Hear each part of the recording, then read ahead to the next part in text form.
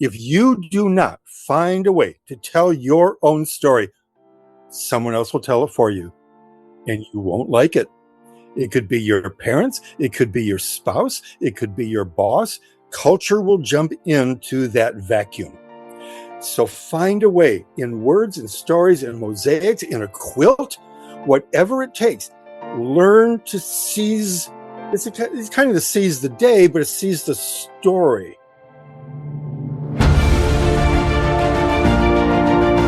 Hello and welcome to the Daily Helping with Dr. Richard Schuster. Food for the brain, knowledge from the experts, tools to win at life. I'm your host, Dr. Richard. Whoever you are, wherever you're from, and whatever you do, this is the show that is going to help you become the best version of yourself. Each episode, you will hear from some of the most amazing, talented, and successful people on the planet who followed their passions and strive to help others. Join our movement to get 1 million people each day to commit acts of kindness for others. Together, we're going to make the world a better place. Are you ready? Because it's time for your Daily Helping. Thanks for tuning into this episode of the Daily Helping Podcast. I'm your host, Dr. Richard, and I am so excited to share with you our guest today. His name is Phil Cousineau, and he is the author of over 40 books, including the best-selling The Art of Pilgrimage and The Hero's Journey, Joseph Campbell on his life and work. Cousineau is a writer, teacher, filmmaker, storyteller, and cultural historian who has consulted on mythology and story for major studios, including Warner Brothers, Pixar, and Lucasfilm. He's led mythology travel programs to Greece for more than 3 decades, and he has been featured on NPR, CNN International, the BBC, Smithsonian, Discovery Channels, and countless others. He is here with us today to discuss his newest book, The Wisdom of the Odyssey, 24 Life Lessons from Homer's Epic, which is available everywhere today.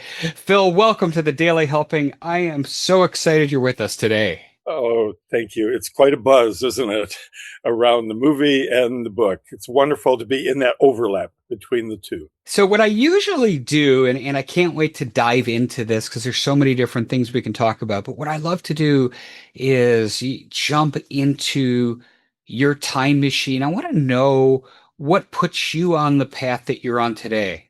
Let's begin here. I was raised in the Midwest, 1950s. We had a 6-foot-tall black and white Zenith television. I was watching the Tigers play in Detroit, and suddenly the television goes on the fritz. Do you remember that old expression, the fritz? Oh, the bulbs inside were buzzing and so on. My father spent a few minutes to try to fix the TV and then said, "Help me drag this out." We dragged it through the living room, the kitchen, to the foot of the stairs, and he kicked the TV down the stairs into the basement. And then he turns around and says, "And now we're going to read together out loud as a family." And that night, we began reading the YA, the youth adult version of the Odyssey. I was 10 years old, and I'm in a room now in the living room, and my dad begins reading the Homer. And then my mom takes a page. The 3 kids, we all take a page. And I became infatuated with the Odyssey right then and there. We went on over the next few years to read Grimm's Fairy Tales, Huckleberry Finn, a little bit of Moby Dick, the youth version. What the point there is, we were reading and these stories got into my bloodstream. And I've been following the mythic movies. I studied some myth in college, the University of Detroit. But then in the mid-1970s, I got a chance to go, and I was living in Europe for a few years, went to Greece, and the first night in Athens, there was a small revolution, and I couldn't get to my hotel, so I walked up the winding path to the Acropolis, and I slept in the Parthenon that night. Inside. There were no fences, no guard dogs, nothing to keep me from being there. So you combine the two. The visual, I'm reading, but then I get to go and spend a long time, many, many months in Greece, following in the footsteps of Homer and the classics. It's a great pedagogy. I begin with the love of the word. And then I've spent years, most of my adult life, going to the sites I've read about to get the inside and the outside, what I sometimes call the overstory, which is what happens on the outside, the plot, the narrative of the world. but my life has been devoted to the understory, which is where myth, folklore, poetry, depth psychology is. And somehow, as my father recommended when I left Detroit to come out here to California, he said, go out there and do something no one else can do. What a wonderful thing to hear from your parents, from a mentor. And what that turned out to be is being a commentator on what the story is behind the story, behind the story.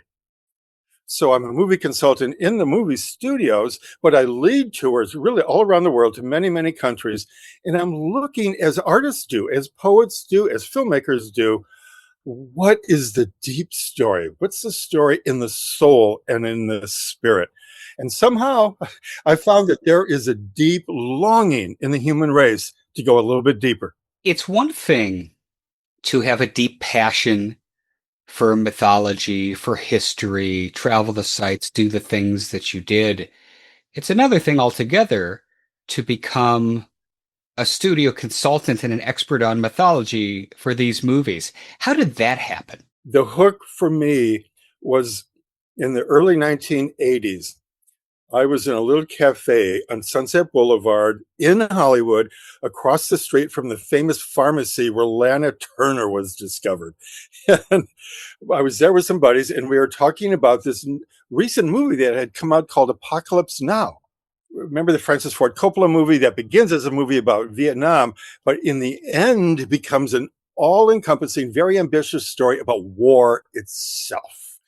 Why does war horrify us, but also on some insidious level that is part of the allure of the Odyssey, it also enchants us? There was glamour about this. So I'm sitting around talking with my buddies because I've been reading Joseph Campbell, and I've been studying that what are the depths in the movies and in psychology and so on. And lo and behold, there's a fellow behind us who kind of leans back on his chair and says, do you mind if I join in? This is fascinating to find out that there are myths behind our movies. So we said, of course, join us. Within a few minutes, we found out he was booking lectures and workshops for the American Film Institute, just a few blocks away. And he said, can you come in public and talk about this? What are the stories behind the story? Within a week, it was flabbergasting how quickly this happened. I was lecturing at the Louis B. Mayer Theater in Hollywood on the myths behind the myths, starting with Apocalypse Now. So very simple, but accessible, but thrilling association. Coppola and his screenwriters, they based Apocalypse Now, the archetypal movie about war, the journey into the heart of darkness, on Joseph Conrad's book, Heart of Darkness, which in turn is based on the Odyssey. So here is a kind of jack-in-the-box, a movie based on a novel, which is based on a myth, an old Greek myth. I then, for the next few years, I began doing this with every possible movie. Film noir, The Wizard of Oz, for example, as a modern American fairy tale. And what I've discovered with aspiring screenwriters, but also the public, coming all the way up into the present, people who want to know what's the mythology behind Wonder Woman, Superman, Batman. Is there a story there? It helps us feel less alone in the world to know someone was there before us.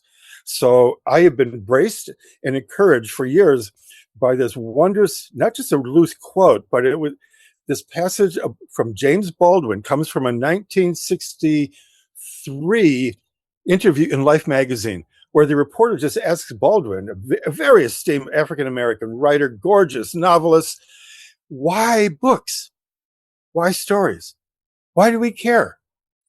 And Baldwin says something that takes my breath away.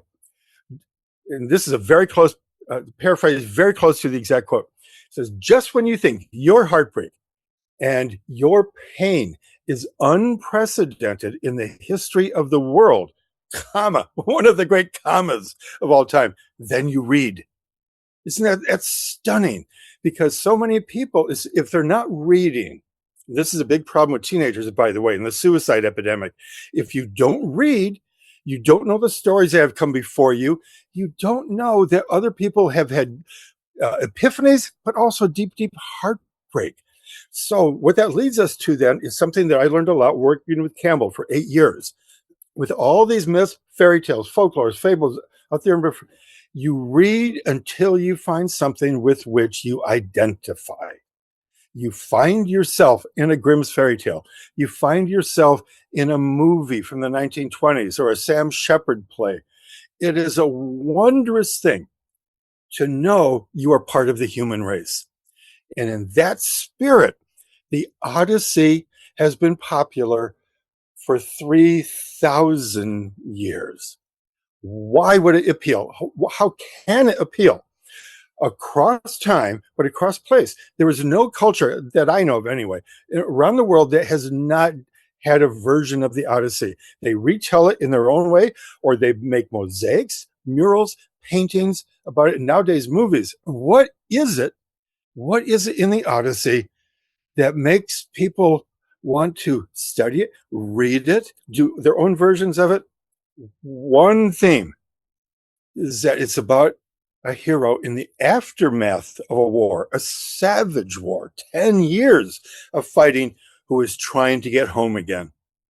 That metaphor is both literal. Here, this is a warrior trying to go home after a war to reunite with his family, his wife, his son, and so on. But it's also psychologically a figurative statement in the sense of we are sometimes lost. We lose our way. What's our true home? Our true self. We lose our way where we are seduced by money, power, glamour. The Odyssey is a story about the dangers of seduction by monsters, by war, the glamour of war, and by the nymphs that are along the way. It's interesting, right? Because you said 3,000 years across culture, across geographic location, this story has endured. And there's so much wisdom in the ancient world that we can learn. And I'm excited you're here to share some of it with us today. I am curious, but before we dig into the material, I know you said that the television got kicked down the steps and your dad made you guys read the Odyssey. So obviously, the Odyssey was part of your journey, a spark for you that, as you said, began your path where you're in the world of mythology in Hollywood. I'm wondering, this book, you've written 40 books, and yes, the Odyssey's in theaters now, and Nolan obviously has been working on that for several years. But was it that Nolan decided to make this movie that to where the switch went off in your head and said, I need to write this book about the Odyssey, or was this percolating for a longer period of time? Remember, I've been going to Greece for good grief, 50 years. In the last 25 to 30 years, I've been teaching there, actually leading tours. And when I take people to Ithaca itself, the home of Penelope, Telemachus, and Odysseus, when I take them to Delphi, the site of the oracle, the different sites mentioned by Homer, it's not just being there as a tour guide. I am helping people find a way to relate to these sites. And so in the beginning, in the morning, I'll set up the site. We're going to Delphi. What is the deepest question in your life today? Which is a way to deeply identify with this tradition, which went on for 1,500 years, of taking a question. You could be an emperor or a cobbler, and everyone was equal in front of the Delphic oracle. So I learned how to personalize all of these sites and the book. We would read passages from the book, not in a didactic way, but in a way that provides what I often think of as a map of the soul. The Odyssey is not just an adventure story. It is arguably our first introduction to depth psychology, which is asking what is going on in your soul, what's happening with your spirit. And this is partly inspired by one of my conversations when I was filming Campbell for what became our movie and then my book, The Hero's Journey.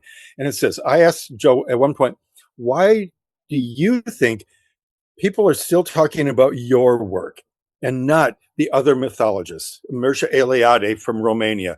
I named a few others, Claude Levi-Strauss. Scholars read them, but no one has had the impact as you've had, Joe, on popular culture. One of the biggest influences ever in the movies, but also novelists. And without hesitation, he said, I give all my credit to my female students at Sarah Lawrence. He taught only young women for 38 years. Now, here's the thing that's beautiful, and I find it's helpful even all these years later. Campbell told me that in the first couple of weeks, his young students would inevitably be impressed. Oh, Professor Campbell, you're so brilliant. This is such a wonderful thing. We're learning about Beowulf or the King Arthur legends or the Odyssey. But then Campbell told me within a couple of weeks, they would come up to him one by one in private and say, Professor Campbell, this is wonderful, wonderful stories, but what does it mean to me? What do these stories, ancient stories, and sometimes literature, James Joyce, Thomas Mann, what does it mean to the living of my life now? And Campbell told me that was when he became, my word for it, it comes from the French, an animateur. That is someone, a teacher, maybe a radio host too, like yourself, who can animate, bring soul to teaching. It's not just passing on information. Can you become so passionate that you are bringing the soul and spirit out of the material? And Joe said that was the turning point where he stopped being just an academic scholar or teacher, and he was always looking for the relevant meaning now. In many ways, that's what I've become. When the Hollywood studios come down and say, what does the Matrix really mean? What does Batman mean culturally? What's the story underneath? They're asking a similar story. And people still collect DVDs and they look for the EC, the extra content. You know why? They want meaning. They want more than just entertainment. They want to believe that there are, again, to use that phrase, maps of the soul out there. Great novels, great movies, great journalists. They give us maps. And this is particularly relevant for me, anyway, in my book, The Wisdom of the Odyssey, because I'm trying to distinguish our hero here as not just being lost, as if he were in the middle of a New Yorker cartoon. Right? Here's the hero leaving Troy, and then he zigzags all across the Mediterranean and the Aegean. And he's supposed to be a great adventurer, a great navigator in general. No, there are lots of cartoons about this. But I look at another way, which I hope is really helpful. He's a lost soul. He lost his soul at war. And if you or the listeners out there have had any contact with veterans, soldiers, or deeply traumatized people, trauma is Greek for wound. It's a Greek word. It's a wound that isn't necessarily healed. People have abuse at home, embezzlement in the workplace. People lose their souls. And I think Homer, who was addressing an aristocratic audience who were very familiar with war and the tremendous devastation of war, where entire cities would be razed to the ground, they wanted to know how to help their returning soldiers. And this is a story not just about complete heroism. This isn't Arnold Schwarzenegger in a toga. No, this is a story about a deeply reflective warrior coming home who's lost, deeply traumatized, and he can't get home until, and it's a beautiful motif in the story and the movie, by the way, until the wound heals into a scar. James Joyce, remember, he based his Ulysses, often regarded as the most important novel of the 20th century, on Homer's Odyssey. And in one place, he writes in an interview, Odysseus is the world's first complete human being. Good grief. That's an extraordinary statement from a well-educated man. So what does that mean? Here's someone, he's not just the ordinary hero. He thinks. He's considered the first thinking strategist, but he's also wounded in the soul. And I think the book, and this is what I'm trying to do with my 24 life lessons, it's a way for all of us today to deal with often our unmet encounters with our own trauma. It's interesting the way you're framing Odysseus, because it speaks to me, and your lens is mythology, my lens is clinical psychology. I'm hearing PTSD when we're talking about Odysseus, right? Yes, I believe it's history's first encounter with description of post-traumatic stress syndrome. And this isn't just a wild guess. I've worked closely for many years now with someone named Dr. Edward Tick, who specializes in veterans and their PTSD. For many years, he used to take the veterans, especially from the Vietnam War, back to the point of trauma, that great Greek word again, and then have rituals and ceremonies at those sites. Let's say somebody in 1969 napalmed a village. Dr. Tick discovered that taking the veteran back there to the site and having a ritual helped first the veteran talk about this. Many of these encounters were never talked about, which of course is, I call it soul rust. You begin to rust from the inside. Now, the last 10 to 15 years, Dr. Tick and many other psychologists, by the way, are taking war veterans to Greece, taking them to the healing centers. This is a little known fact, but the famous Epidaurus, which is where the Dream Temple was, and along with the beautiful amphitheater for theater and the running tracks, there were 300 healing centers in ancient Greece. And the Greek government, a few hundred years later, after Homer, would pay for the soldiers after a major war, let's say Sparta against Athens, to go and spend time in the healing temples to heal the wounds of war. And they're using the Odyssey and the Iliad at times as a map. They say, you are not alone. Coming back from Iran, Afghanistan, my friend Dr. Tick just took war veterans from Ukraine and Russia and had them come together at Epidaurus. And they read from Homer. This is colossal to me because it helps break down the thought, oh, this is horrible. No brothers have ever fought against each other. We are the first. We're horrible people. We're just live next door to each other. Look what's happening.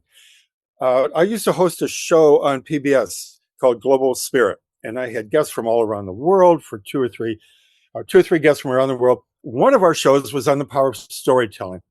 And we went down to South Central LA and we filmed the Crips and the Bloods. We are in the heart of darkness there, to use that metaphor again.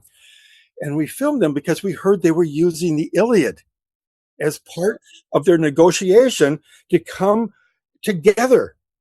And we have one of these really tough gang members saying, he's weeping on camera. This is staggering.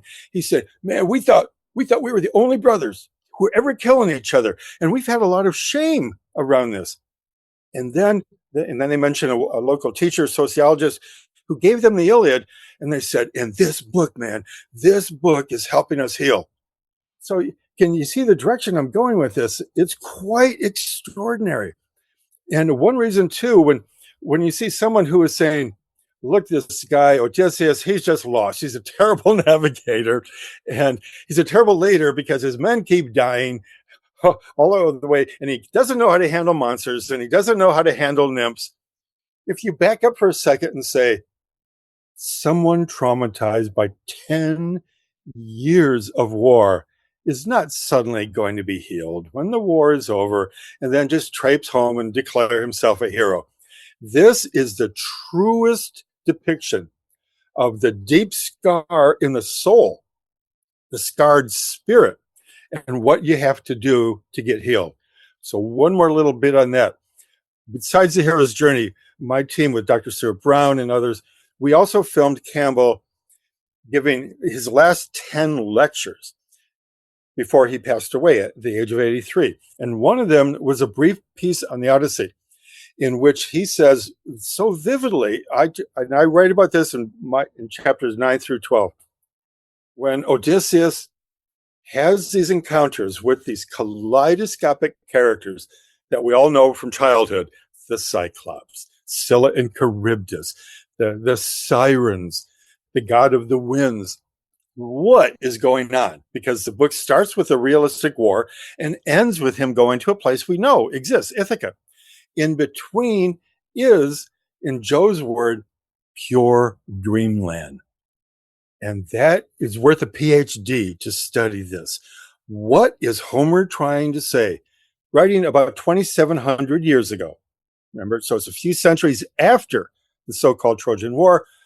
What he's saying is what all of you who are working in depth psychology are saying now, since Freud, Jung, and Adler, that the healing can't take place in ordinary time and space. Healing needs a temenos, a sacred space, a place to dream our way into the healing. What did Jung say? We need to dream the myth forward. You remember that famous phrase of his? These middle books are kaleidoscopic scenes about what happens when you are deeply traumatized. And this is written thousands of years before the advent of psychology, which means what in Greek? It's the study of the soul, not just the spirit, not the ego, the soul. And it takes place in dreamland. So let's stay there for a moment. These monsters, because you're right, it starts out very grounded, and it's spears and it's arrows and all of the things and swords, and then there's a one-eyed giant beast, and then these female creatures, for lack of a better term, who are beautiful, but their sound will destroy you. What are these mythological creatures? What do you think Homer meant them to be as specific metaphors? Images from the soul. This is what comes up when we are thrust or dropped. What's one of the great descriptions? Your soul itself will pull you down into the underworld, and suddenly you are face to face with projections. And again, let's be careful with the Jungian language and so on. But what did Goya, the painter, called them? The gods of reason, the monsters of reason. So something like the Cyclops is what? It's an image of devouring. He's devouring. And these are kaleidoscopic scenes in the Nolan film, by the way. It's really enormous. And what is Homer possibly meaning? One of the central themes that is enormously relevant today is what Nolan calls Zeus's law, but with the ancient Greeks call it xenia, Xenia. And it was the code of hospitality. It survives a little bit in the New Testament when they have that phrase, be kind to the first person you meet. It could be an angel in disguise. For the Greeks, there was a code, I think, that helped create the entire Greek miracle, the Greek Empire. And that is, if someone knocks on your door in the fort, the citadel, the castle, the palace, or even a peasant's hut, you are required by this code to allow that person in, the stranger, the guest, bathe them, feed them, and only the next day, this is very curious, only the next day do you ask, who are you? Where are you from? It's a strange, curious, but beautiful thing. What they're saying is there should be no strings attached. When you travel, you need to feel safe. This was enormously important in ancient times because Greece, if you haven't been there, is enormously mountainous. There are hills and valleys. It's very difficult to drive a chariot across all this. And then you've got 1,000 islands. If you are moving around in a world that's very dangerous, here's a startling thing for your listeners to hear. Before the mid-19th century, roughly half, 50% of travelers never came home again. It took until the 19th century to have safe hotels, safe food. If you left home, there was a good chance you were never coming back, which is why it was a ritual. You left the equivalent of a last will and testament. You said goodbye to your family. You got some kind of counsel from a therapist, a priest, an imam, a rabbi. That's how dangerous it was. In this time, the code of hospitality is enormously important. And we retain a very odd, peculiar, disturbing rendition of that. Xenophobia is a powerful and poisonous aspect in modern times now, which is the hatred of the stranger. For the Greeks, that was a minor, it was xenophilia, the love of the stranger. I would say the love of a new idea, the love of a new philosophy or religion coming in. You welcome what is new. That's how you learn. And that's how you demystify the stranger. In our time, what happened with us in modern times where we turn this inside out? And now we hate the stranger. So it is one of the powerful threads through the whole Odyssey. He's trying to get home, but while he's been away, our hero, Odysseus, 108 suitors have occupied his house. They are demanding that Penelope, the queen, marry one of them. They're saying, your husband is gone. No one has ever been away this long. Believe us, he's dead. And they begin with threats of danger, of murder. They want to murder the son. They want to take over the entire kingdom.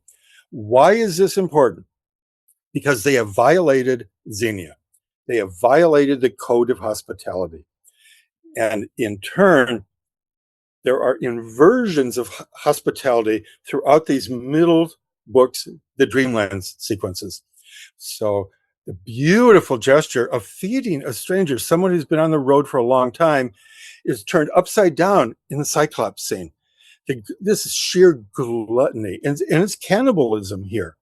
So Homer, as a poet, is also a dramatist, and it's staggering.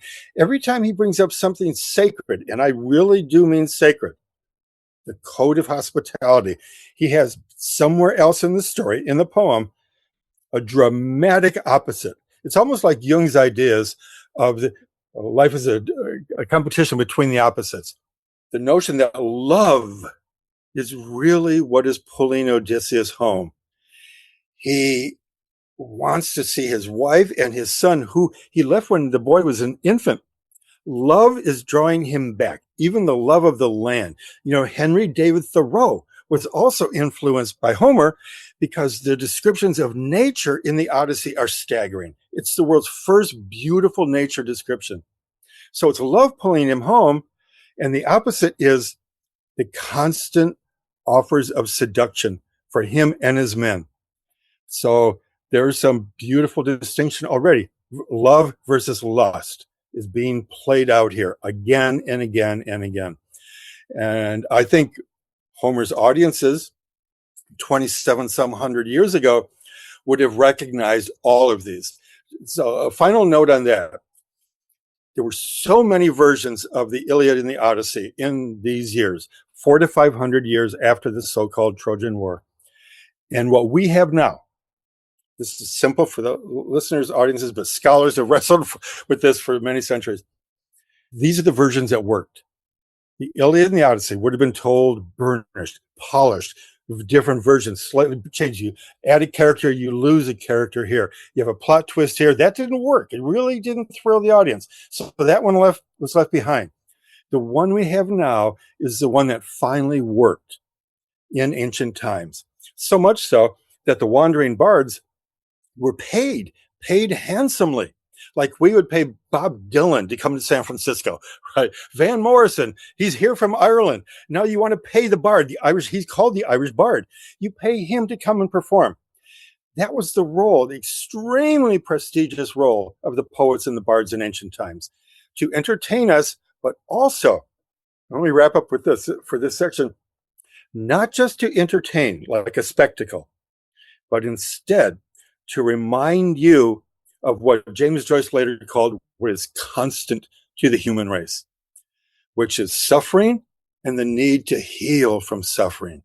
The Odyssey gives us a model for that. Most people don't realize how much their personal information is being bought and sold every day. Data brokers are making billions, pulling details about you from public records and the internet, and then packaging and selling it, usually without your consent. That's how your information lands in the hands of scammers, spammers, even stalkers. It's why you get endless robocalls and why ads seem to follow you everywhere. That's where Aura comes in. Aura actively removes your data from broker sites and keeps it off. They also instantly alert you if your information shows up in a breach or on the dark web. But Aura goes beyond data protection. With one app, you get a VPN, antivirus, password manager, spam call protection, dark web monitoring, and even up to $5 million in identity theft insurance, all backed by 24/7 US-based fraud support. Other companies might sell just credit monitoring or just a VPN.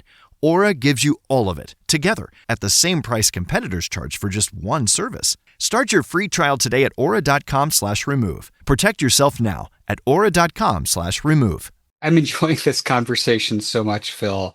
Very clearly, there are things that we today can take from the book. And I know that the subtitle of the book is 24 Life Lessons, so you've clearly thought about that too. Obviously, we don't have time to go through all 24, but we've talked about some important ones. We've talked about xenophilia. We've talked about having a sacred space to heal from trauma. What are some of the other life lessons? Just pick whatever pops into your head of the 24 that would be meaningful for a reader to get out of your book. Well, let me give you three. It's a magic number in folklore. It's also been regarded now by anthropologists and so on as a way to remember. That's why we have three choruses in modern pop songs. We tend to remember things. You get three wishes, right? So first one that I deeply identify with, and I've written about this in other books, Once and Future Myths. I used to lecture with Robert Johnson, if you remember, the great Jungian psychologist, on this mentorship. In the first four books, we don't even meet Odysseus until line 2222. It's a very peculiar way to begin the whole story. But what Homer is doing is setting you up to show you what is happening at home, to really press home the point. It's become a dangerous place. Telemachus is now near 20. This is the traditional time when men, young boys, are trying to become men, and they need some kind of soulful relationship with their father. But what if the father's missing? What if he's never been there? What if he boogied off, or he's addicted to work and he's never around? There's a beautiful line in which Penelope turns to her son Telemachus and says, "Go seek thy father." What that means is you've got to go to two of his trusted generals, Menelaus, who's in all the movies, he's in the new one too, but also Nestor. They fought with your father in the war. They might have news. They might be able to tell you for sure he's alive. And then she sends along with him the trusty family council, whose name we still use today, Mentor. Mentor was the family council. Odysseus asked his council to say, I could be away a long time. I may not even come back. Will you look after my son for me? This is incredible advice that is still relevant today because so many young men are growing up without anybody that they admire in terms of a man. All the men are off traipsing around. They've ignored the family in pursuit of money, fame, business, and so on. Now, here's a beautiful thing. Mentor in Greek means mind maker. The mentor is there not to give you information. That's the teacher. Not just to give you career advice. That's the counselor, the career counselor. The mentor looks at the young girl trying to become a woman, the young boy trying to become a man, and says, I am here to help you make up your own mind. So my advice, one of the very first life lessons in this new book, The Wisdom of the Odyssey, is when you're at a crossroad, when you're in crisis, go seek a mentor. It could be when you're in your teens, but also in a midlife crisis. Later, when some of us are now becoming elders in the world, it's a great time to seek another form of a mentor, someone even older, or as Campbell taught me, a book. He said he never met James Joyce specifically, but Joyce's work was a mentor crying out from the grave. Books can be mentors. Places can be mentors. So it's a life lesson. There's a beautiful thing here. We get knowledge from here. We get spiritual advice from over there. Who is there to help you say, go make up your own mind, and encouraging you? It's very different from the guru tradition, which says these truths have been around for 9,000 years. Here in India, just trust me. The Greek, which became the Western tradition, is very different. So there's one, go seek a mentor. Another one that's important for me, and it took just a recent reading as I began writing the book.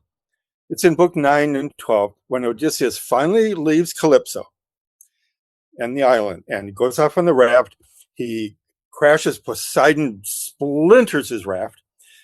Odysseus washes up on the shore of this magic land. It is not in reality. Phaeacia, modern Corfu, probably, is a world of wonderment. What happens here qualifies as the world's first science fiction movie or novel. Now take a breath and think about that. There are robots, robot dogs guarding the palace. There are 50 robot servants inside the palace. Homer is telling us that Odysseus, in these next few chapters, is in a dream world, a dreamland. So he comes into the palace. They treat him well, like this code of Xenia we talked about. And then they bring in a bard, which is part of the healing. It's such a beautiful notion in ancient times. To entertain you, I'm going to have someone sing for you with a lyre. So they bring in this singer, Demodocus, and he begins to sing. with Odysseus in disguise because he doesn't want to let on who he is. And he's singing about the Trojan War. This is a staggering moment. Imagine going to someplace and they're beginning to sing about you or me. He's become a legend in his own time. Now here, this is a moment I think then influenced Aristotle, the whole theory of catharsis, which you as a healer would understand more than most people. Catharsis is the release of deep, deep emotion, not just an intellectual understanding. It's a release often in tears. Odysseus, this great warrior, begins to cry. You have to read this thing 3 times to understand. How could the guy who just conquered Troy be crying now? It's because he's hearing his own song. And then the king says, have we offended you? Have we done something wrong? We fed you. We bathed you. We're entertaining you. And he says, no, you don't understand. I am the man of whom you sing. And then he takes off the robe, the disguise, and he says, my fame is far flung. It's a beautiful alliteration. And now comes my life lesson. He says, let me now tell you what happened in my own words.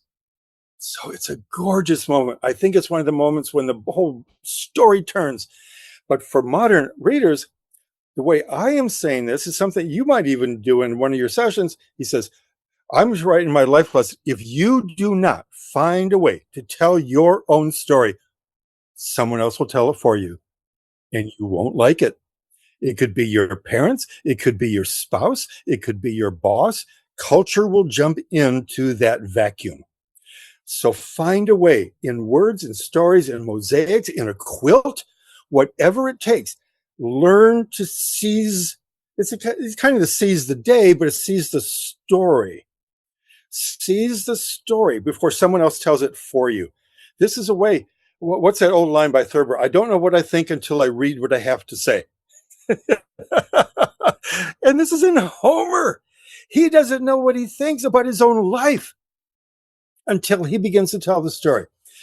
Dame Edith Hall from London has an astounding insight here in which she says, arguably, this is the first moment of human consciousness in Western literature. It's the first moment when someone realizes, I'm aware. Why? Because you are hearing your story next to someone else's. And then you begin to tell it yourself. This takes my breath away. And already I'm getting mail on this. I've taught this for years and years, and people will continue to write me for years. A woman will say, I had to take my story back from my husband. A guy will say, my father has always been the one who told my story. And then finally, 3, I'll make this one shorter. At the very end of the book, which is changed in the movie with Nolan, we can talk about that later, in the beautiful poetry of the book, Odysseus comes home, but again, because it's so dangerous to come into a house where there are 108 men who want to kill you. 108 is a very mythical number, by the way. It's magic in Hindu mythology, Buddhist mythology, Australian Aborigine mythology, sometimes in Native American mythology. 108 always refers to the turning of an epic, an enormous sea change in culture. So Homer did not make up this number arbitrarily. It's signaling something vast is changing. Odysseus comes back. There's a series of tests between him and his wife. They're erotic, they're cute, they're fun, but they're tests, which is really important. Are you, my dear husband, are you, dear wife, have you been faithful to me? Who are you? Are you an imposter? I haven't seen you for 20 years. You sure look different, right? Finally, they recognize each other. They go to bed, and it's so beautiful in the different translations. One is, and they shared their delight in love together. It's very simple, but here's the point I turn into a life lesson. Penelope, the queen, turns to her husband and says in this wonderful, almost Victorian rhythm, come tell me of thine ordeals, for my heart can take it. She is saying what people in relationships, but also old friends say, okay, I haven't seen you for a while. Tell me what's really important. What is happening to you? I can take it.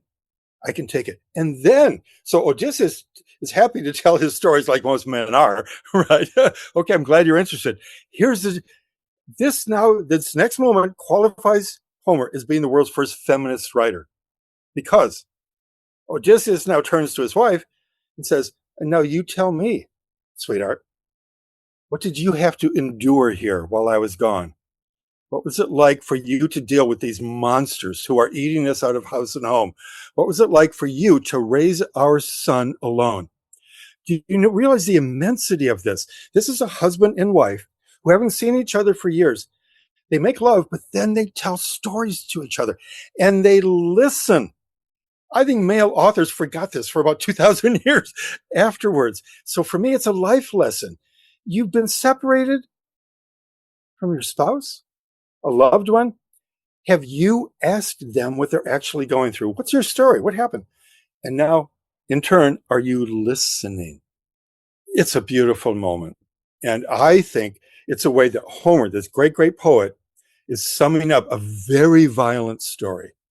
And he's giving us a vision of what can heal the soul after someone has been deeply traumatized. This is great stuff. So, mentor, get a mentor, tell your story before someone else does. Listen. There's 21 other ones we haven't even touched on, which is remarkable to me. I do want to have you put your archaeologist hat on here for a second, Phil, because I'm fascinated. You mentioned the 108 as showing up in Hindu cultures, ancient Hindu cultures, Native American culture, of which there was no Native American culture when Homer would have written this. So from a knowledge acquisition standpoint, if this is a mystical number that is in all of these different religious traditions and cultural traditions all around the world, when do you think Homer came by that knowledge and how? There is a theory that I'm ascribing to, and I saw just last night that there was a scholar from India who has this new talk out right now in which he is, let's say, exploring or speculating, a beautiful verb, to speculate, which means to hold a mirror up to something. That's what speculate means. And he's saying, we think that in Homer, or I call him the poet known as Homer, as he's wandering from his home in what was, or what is now the west coast of Turkey, wandering north to Troy. It would take one day by horse, by the way, from where Homer was raised up to the ruins of Troy, which were already ruins for 500 years when Homer was growing up. And then to go across, I'm thinking he heard all these stories from sailors' yarns, as they used to call them. He begins to go across the Peloponnese, wandering around Greece. There is a theory that Greek and Indian scholars were crisscrossing right up to the time of Alexander the Great, a few hundred years later. And there's a very good chance that Homer encountered one of these wandering sadhus, they would have called them, wandering pilgrim scholars who were searching for wisdom. And they heard there were some great, great teachers all the way over there in Greece. Because this number 108 is not arbitrary.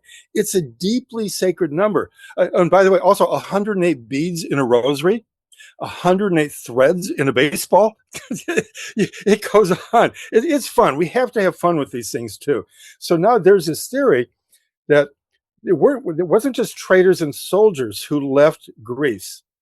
There were wandering scholars from this point on, from Hippocrates to Herodotus, the scholars. They went in search of, and I love this as someone who has traveled the world. You would travel for months to meet one person you heard about who's very wise in the west coast of Turkey, northern Africa. You might travel for months to find one manuscript. There's one copy of a manuscript, which is a way to begin to think about the Greek miracle. The curiosity there in ancient times was so intense, so all-encompassing, that travelers went in search of knowledge. And in this way, I believe that the part of the spiritual depths of the Odyssey came from Homer, or let's say the poet known as Homer, and an encounter with wandering Indian sages. It's a beautiful thought. It's a way to think about how could one poet, maybe two, there are these theories, maybe one poet for the Iliad, one for the Odyssey. It's an accumulation of human wisdom, which is why I call this the wisdom of the Odyssey. These are discoveries at the depths of great philosophers, poets, anthropologists, psychologists. You wrap them all together. Who was it? Shakespeare was later described as the poet of medieval Europe, and vice versa. I like to think of Homer as the Shakespeare from antiquity, or the Emily Dickinson of antiquity. How can you plumb the depths of the soul like this and live to tell about it? This has been such a fascinating conversation, Phil. I did want to spend a little time talking about the current movie. You know, Hollywood has always been fascinated with Greek mythology. My Greek mythology introduction, also a young boy in Detroit. My dad took me to see Clash of the Titans. I believe it was 1980, and I'm hooked. There have been a lot of movies made, a lot of Odysseys made. The latest Odyssey, Nolan's Odyssey, is controversial for a lot of reasons. But in terms of source material, how true is it to what Homer wrote? All right. Spoiler alert. So if your listeners haven't seen the movie yet, you might want to click off now and come back later, listen to the rest later. So a couple of things that are important. This is fair game. Nolan himself recently has said, I don't take all the critics too seriously. Remember, I dealt with this for 10 years with Batman, with Interstellar, with Inception. When you go vast like this in public, you're used to this. So he knows that there will be questions. My concern here is his version close to the soul of the story, the wisdom of Homer's contribution. It's more than a book. This is a tremendous contribution to the cultural conversation that's gone on for 3,000 years. So it's a spectacle. That's first. There are images in this movie, like the Trojan horse, half buried in the sea, half in the sand, that they have to pull by rollers up to the famous windy walls of Troy. That's staggering. You will dream about some of these images. The siege of Troy. A war, if you can say a war has never been filmed so beautifully. Now, isn't that an oxymoron, right? A wonderful scene with Odysseus in disguise coming home dressed as a beggar, and he's seated outside of the looming room, the room where Penelope is at her loom working on the shroud for her father-in-law. And between the two, it's breathtaking in its beauty. They haven't seen each other for 20 years. It's always been believed there's a hint that they know who each other are. It's beautifully filmed. But in the end, especially the ending, I have questions about what is the challenge for a filmmaker. If you try to film every scene, every character, every version, interpretation, this is a 9-hour movie. So obviously you can't do it. A 3-hour movie is already the most expensive movie of our time. $250 million for the budget, $250 for the promotion, the marketing. In Hollywood terms, that means $3 for every dollar you spend. This movie has to gross $1.5 billion just to break even. So what do? You have to make it as wide as possible to appeal not just to scholars who can actually read in Greek what Homer was really saying. You can't just do this for educated psychologists like yourself or people who know Greece. You have to go wide. There isn't enough money otherwise. And that means you have to make compromises. So there are conflations that go along. I'll give you a couple of brief examples here. And then the most important wrestling with this is the ending. When Odysseus washes up on shore of the island with Calypso, she begins to feed him lotus. And then the inference here is that she has captured him with the lotus, which is a kind of early opium. Think of it as a kind of opium, an opiate. So he's eating it, and he goes into this long reverie, and he doesn't even remember who he is. Doesn't remember his wife, his family. He doesn't remember the war. And so what Christopher Nolan is doing is conflating the later chapter with the Lotus Eaters, with the storytelling sequence I just alluded to on the island of Phaeacia, conflating all of that into this one character, Charlize Theron, the actress who plays Calypso, and she's trying to get him to tell his story, almost like a therapist. So you might identify with this. The problem is, in the book, and cultural understanding is, this is a very erotic relationship. It has been. There's nothing wrong with that. Soldiers returning from war, guess what? There was a lot of erotic encounters on the way home. This is human history, for goodness sakes. We can't be prudes about this. So what begins there at the very beginning of the movie continues. There was also, and remember, one of the most touching points in the book is still speaks to us. The goddess says, "Why are you mooning? Why are you looking out to sea all the time? What are you thinking about? I will make love to you every day for the rest of eternity. I am beautiful. I will give you lotus to eat." What's wrong with all that? Right? And Odysseus turns back and says, "You are beautiful. You are a goddess. This has been wondrous with you, but you're not Penelope." Good grief. What a response, right? This is early depth psychology. He's saying this is eroticism. It's desire. It ain't love. And so he's haunted to go home. But Nolan loses. I'm sorry, with all due respect, there is no eroticism here. There's no promise of love. It's mostly therapeutic, because Nolan's biggest theme in this is guilt, which isn't in the original Odyssey. What he wants us to believe is that all of Odysseus's grief and all the mistakes he makes on the way home are because he feels guilty about bringing the Trojan horse into Troy, which is a metaphor. And it's so recognizable. I know what he's doing as a screenwriter, as a director. The Trojan horse is one of those archetypes, what they actually call mythologems, like King Arthur's Excalibur. You see the image, you don't have to talk about it. We know immediately what it is, right? But in this version, in Nolan's Odyssey, he's trying to make a case that will go through for 3 hours that Odysseus is haunted because he persuaded the Trojans to take the Trojan horse in, and then the slaughter began. But I'm sorry, he's a warrior. They have been fighting for 10 years.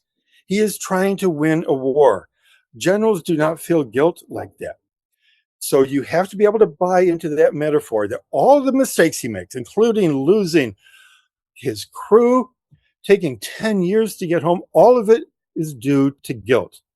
So it's a plot line. And if you're making a movie like this, you have to determine one thread that's instantly recognizable to people the world over. And on some levels, it works if you think of the movie as spectacle. And frankly, most people will. 9 out of 10 viewers, they say, "Take me away. Take me on a ride." This, especially if you watch it in IMAX, it's staggering. You feel like you've been in a 3-hour dreamland movie, okay? But there are some values in here that have changed, which leads up to this, and I'll wrap with this. In the ending, Homer is saying, I think something brand new to the human story, the human condition, and it's been lost for millennia. Homer and the resolution with the lovers, Odysseus and Penelope coming together, and this is why there have been thousands of paintings, murals, mosaics, even on the floors of Pompeii. The reunion of the two lovers. It's one of the most famous moments in cultural history, not literal history. But here, there's no resolution. The two don't come together. Instead, Nolan's Odyssey has Odysseus coming home and single-handedly, with no help from anybody else, kill the 108 suitors. This is not in the book. This is right out of an American Western movie from the 1950s. In the poem, Odysseus fights with his son, with two friends who've been loyal to him all these years, and the goddess Athena. Only that way, with the divine help, with his son, shoulder to shoulder, can he beat the 108. So is this just incidental? No. There is a slippage at the end that I find I'm still reeling over it. they're now turning Matt Damon as Odysseus into a Marvel comic character. He single-handedly wields a sword and fights off 108 soldiers. Are you kidding me? This is no longer Greek poetry. This is right out of the Marvel comics. But it's also part of American mythology. We don't need anybody else.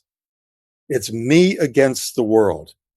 And so in the end, with this a little kind of a lap dissolve, as they call them, now Odysseus is lying in the arms of his wife, Penelope, and he's got arrows in his back like he's Saint Sebastian. Where did that come from? So now the hero is a martyr. This is layered on. This is not in the original story. It's not in the story that's been repeated for 2,700 years. So what's it in service of? You love thinking in depth, right? I do too with these movies. So what happens at the end is right out of, again, the way that American Westerns ended in the 1940s, 50s, and 60s. Odysseus suddenly, with no resolution, no reunion, he leaves home immediately. And the last shot is on a pier as he's leaving on a boat. They're handing the crown over to Tom Holland playing Telemachus, who's there smiling. Okay, now I'm king. It's a kind of a Spider-Man moment. It's peculiar, if you know these. And so there is this prophecy that he's got to leave home someday and go out, and it's a mysterious message, which is beside the point right now. What happens effectively is what happens with John Wayne at the end of The Searchers, often regarded as the greatest American Western. John Wayne plays the hero. John Ford directs. You know what The Searchers is based on? Homer's Odyssey. The greatest Western movie is pulled right out of the Odyssey. And the last shot, maybe it's unconscious, but the last shot of the Nolan's Odyssey is an echo of John Ford's The Searchers, where the farmers are saying, stay with us, stay with us. You brought back Natalie Wood. You brought back the girl who was captured by the Comanches. We love you. You can stay with us.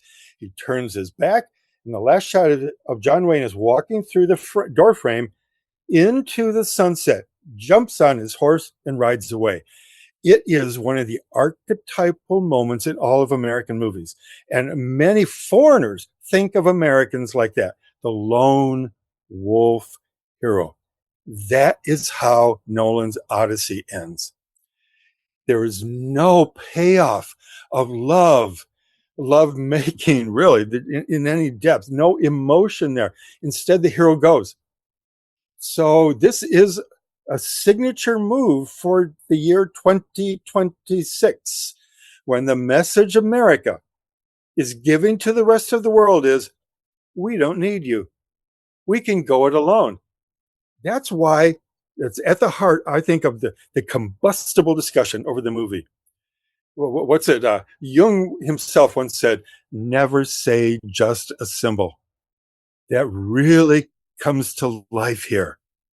These are symbolic scenes, symbolic movements. The rest of the world is looking at this movie as very differently than the average audience in Topeka, Kansas, or Wayne, Michigan, where I grew up.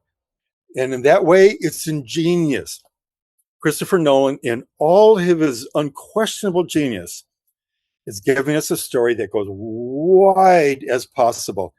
And it reinforces the American mythology. And I use that word advisedly, the American myth of individualism. Phil, this has been such a great conversation. This might be my longest episode ever. So congrats for that. I love everything we've talked about. I'm going to have you back on again. We've got a lot more to talk about. But as you know, I wrap up every episode by asking my guests just this one question. And that is, what is your biggest helping, that one most important piece of information you'd like somebody to walk away with after hearing our conversation today? Well, thank you. That is what I thought about virtually every day while I was writing this book, The Wisdom of the Odyssey. It is a life guide. It's a map of the soul. It can help us now. It can help us assuage the pain that we are the only ones whose heart has been broken. It helps us. I want people who have been wounded, traumatized, troubled, isolated. American isolationism, in every sense of that phrase, is upon us. The Odyssey can help. But what I want you to do as an audience, as listeners, as moviegoers, movie lovers, go deeper. Like Rilke told the young poet who wasn't getting published, the reason nobody publishes you haven't gone deep enough. So for those of you who have felt your heart palpitate watching the movie, or you're excited looking at the trailer, trust those movements in your heart and soul. Turn to a book like mine, which is going for the wisdom. What can we learn here? How can we be better human beings? Ask what is wise, really about every encounter. What is the hidden meaning in your friendships, your relationships at work? Ask and then listen. Well said. The book is The Wisdom of the Odyssey, 24 Life Lessons from Homer's Epic. We'll have a link to that in the show notes. But Phil, if people have loved the conversation, why wouldn't they have? And they want to learn more about you, where can they go on the internet to find out about you and all the good things you're doing? Oh, please, philcousineau.com. On there, you can see my lecture schedule, the book appearances for the movie, but also information about my tours, because I'm leading a tour in September and another one next spring in the footsteps of Odysseus and Penelope. I've got tours coming up to Ireland, to Costa Rica, probably Paris. Please come and join us, because you know what we do? We have these adventures, and then good grief, we actually talk about them. We ask and we listen to each other. I think that's the formula for healing the planet. Well said. Well said. Well, we'll have links to all of that in the show notes at drrichardschuster.com.